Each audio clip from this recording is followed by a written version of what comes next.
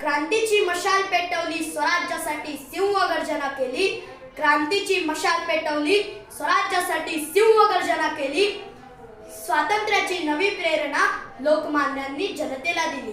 स्वातंत्र्याची नवी प्रेरणा लोकमान्यांनी जनतेला दिली.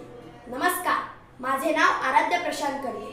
मित्रांनो, आज मी भारताचा इतिहास ज्या नावाशिवाय अपूर्ण आहे, आजही ज्यांचे नाव जरी घेतले तरी ऊर अभिमानाने भरून येतो. स्वराज्य हा माझा जन्मसिद्ध हक्क आहे आणि तो मी मिळवणारच, अशी सिंहगर्जना करून इंग्रजांना हादरवून सोडणारे थोर देशभक्त म्हणजेच लोकमान्य बाळ गंगाधर टिळक यांच्या बालपणाविषयी बोलणार आहे. मित्रांनो, लोकमान्य टिळक यांचा जन्म 23 जुलै 1856 रोजी रत्नागिरी जिल्ह्यातील चिखली गावात गंगाधर टिळक आणि पार्वतीबाई यांच्या पोटी झाला. लोकमान्य टिळकांचे पूर्ण नाव केशव गंगाधर टिळक असे होते, परंतु सगळे त्यांना बाळ म्हणूनच बोलवत. लोकमान्य टिळक हे लहानपणापासूनच खूप हुशार होते. त्यांना गणितामध्ये विशेष गती होती. त्यांचे वडील गंगाधर रामचंद्र टिळक हे प्रसिद्ध शिक्षक आणि संस्कृत पंडित होते. लोकमान्य टिळकांना लहानपणापासूनच अन्यायाची चीड होती. वयाच्या 10व्या वर्षी त्यांच्या वडिलांची बदली पुण्यात झाली.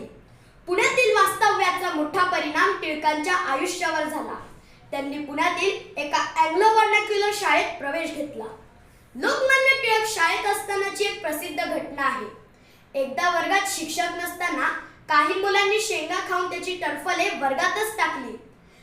शिक्षकांनी पाहिल्यावर त्यांनी टरफले सर्व मुलांना उचलायला सांगितले, परंतु टिळकांनी यासाठी नकार दिला. ते म्हणाले, मी शेंगा खाल्ल्या नाहीत, मी टरफले उचल. यावरून टिळकांचा कणखरपणा आणि बंडखोर वृत्ती दिसून येते. लोकमान्य टिळक हे लहानपणापासूनच शरीराने अत्यंत कृश होते. त्यांच्या पत्नी तापीबाई या त्यांच्यापेक्षाही दणकट होत्या.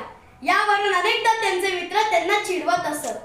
त्यांनी हे आव्हान स्वीकारले आणि 1 वर्ष आपले लक्ष शारीरिक सामर्थ्य संपादन करण्यासाठी नियमित व्यायामशाळेत जाणे चालू केले. पुढील आयुष्यात इंग्रजांविरुद्ध लढा देताना त्यांना या गोष्टीचा खूप मोठा फायदा झाला.